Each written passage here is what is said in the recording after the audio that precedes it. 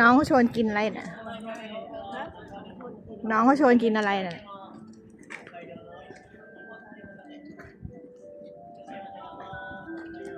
มันจะมีที่ท่านของดนตรี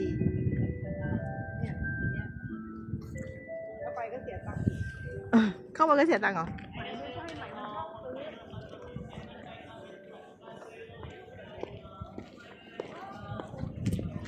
โอ้ยแถวนี้คนเยอะฮะแก้ว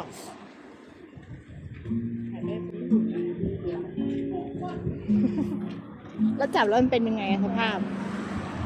ฮะแก้วไปก็แตก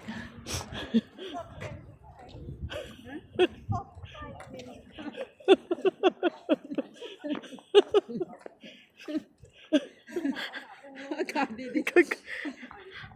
อุตส่าห์อากาศดีๆ